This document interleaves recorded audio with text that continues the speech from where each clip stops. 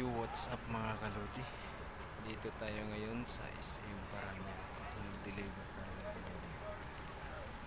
Ayan po yung SM Parañaque mga kalodi. Warehouse. Inaabot tayo ng gabi. Gawa ng tanghali na tayo dumating kanina. Loading kasi tayo. Alas 10 na po umalis dun sa warehouse. Pagdating ko dito, maraming deliver. Inabot na naman ng alas 5, coding na naman. Kaya ngayon, hanggang alas 8 pa tayo dito makaalis. Simple ito.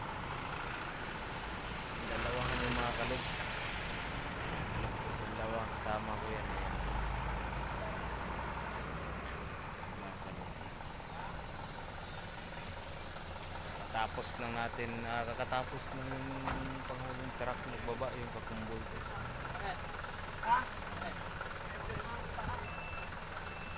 Hindi rin ako makaalis-alis ko. Labutan na tayo ng tubig.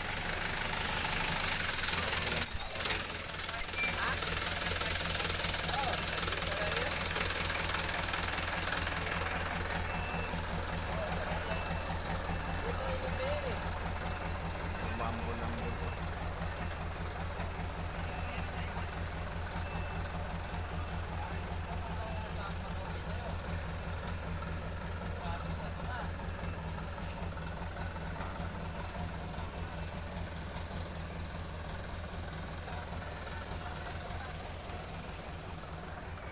Dami din nun.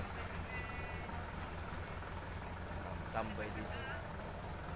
Yung iba naman ito, truck van. Inaabot sila ng truck van. Nagsispa sila labas. Yung iba naman din, coding din. Saka yung iba naman dito nakatambay. Yun yung truck ng SM. Yan ang SM.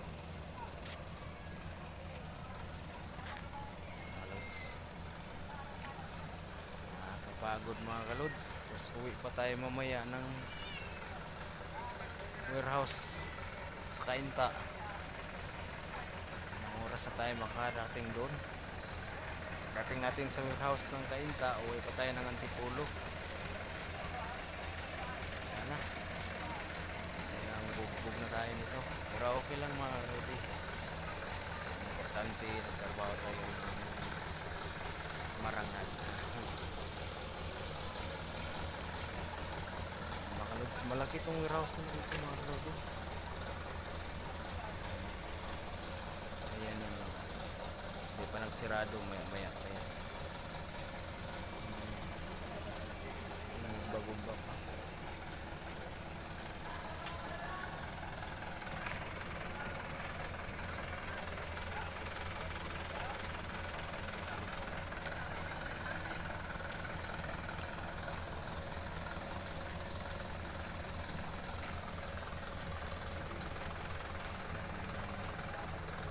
Yung kakonvoy ko mga kaludi. Actually mga kaludi, walong truck kami dito pero mga kasama ko. Ito lang yung kakonvoy ko, yung baga nag-iisang resibo lang kami. Coding din to mga kaludi. Sabay kami nito mamaya. Kasok-sok.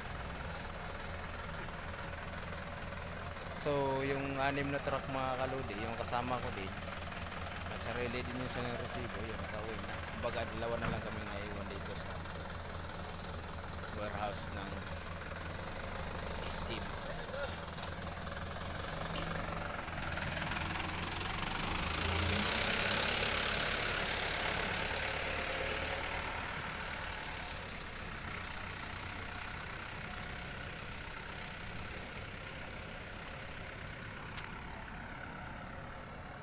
Hanapin muna natin yung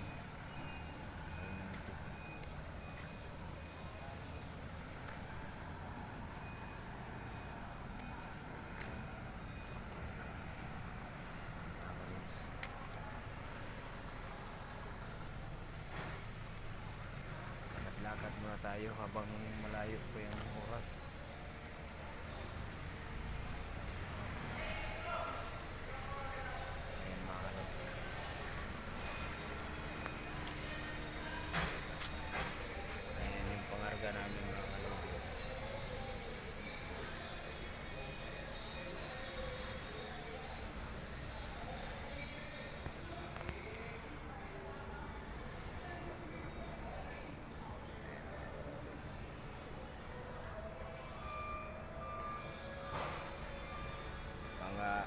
RC pangarga namin. Mga Incan, mayroon din mga 1.5. Malaking warehouse dito. Malapad yun mga karudi. Mataas. Napahaba.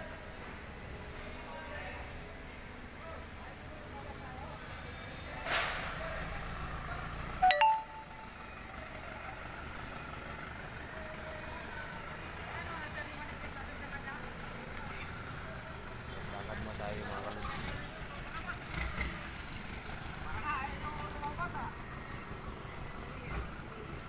Boy, okay na resibo, boy? Chinik mo na? Mamaya pa, wala pa alas 8 eh. Mamaya pa tayo alis.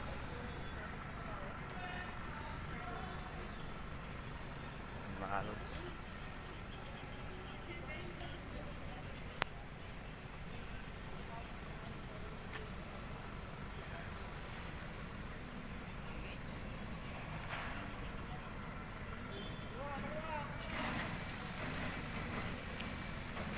Gabi na talaga mga kaludi, gabi na.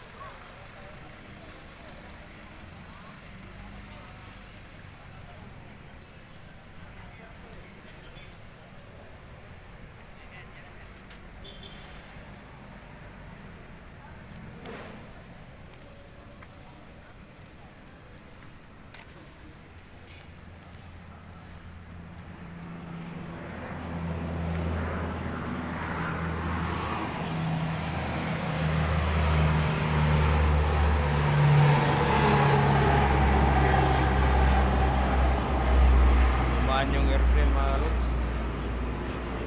Ayan yung checker. Bawal na kasi tayo pumasok dito sa loob mga kaluds. Dito lang tayo sa labas ng warehouse.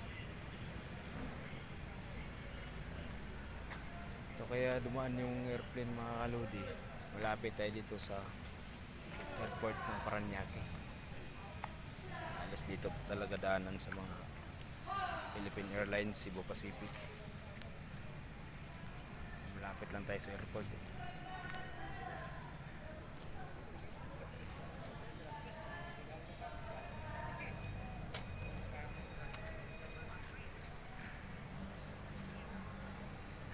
Medyo mamon-namon mga kaluds.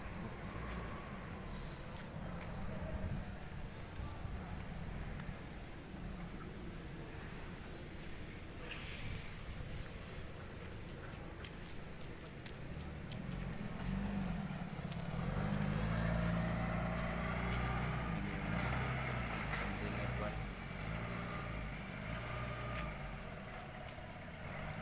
Ang laman niya tawid dagat. Lagi pas. Tara. Hindi na. Manipis. Ay mana to? Ako na may manipis natin. Ilay mo. Ilay mo. Yan yung penalty ko. Nag-aayos na ng resibo. Mamaya magkulang.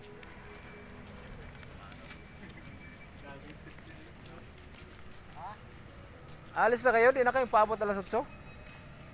Hindi na lang. Madaling driver eh. Delikado kasi dyan. Baka matsambahan tayo. Dapat nasa mo muna yung requirements natin dyan. Para pag naka-ready na, nakalabas kayo. Yung isa nakasikaso na, hindi nyo pa kapisado dyan.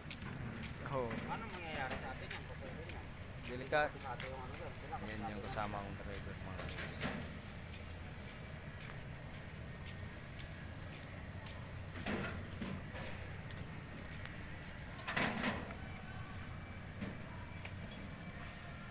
Daming delivery ito mga kaludi. Yung iba rito hindi pa na-receive.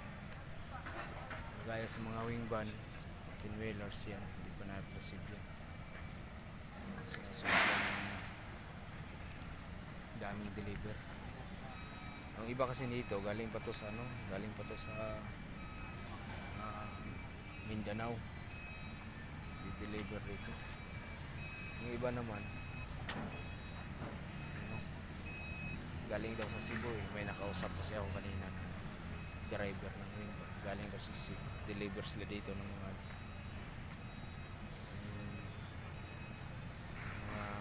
ano ba yun? Automotive.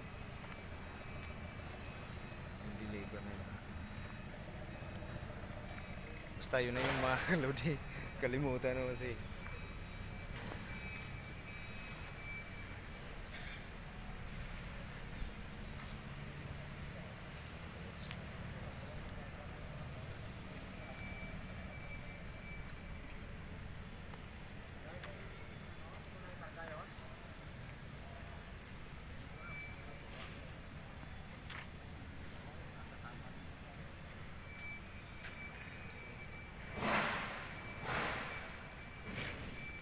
So hanggang dito lang muna tayo mga kalods.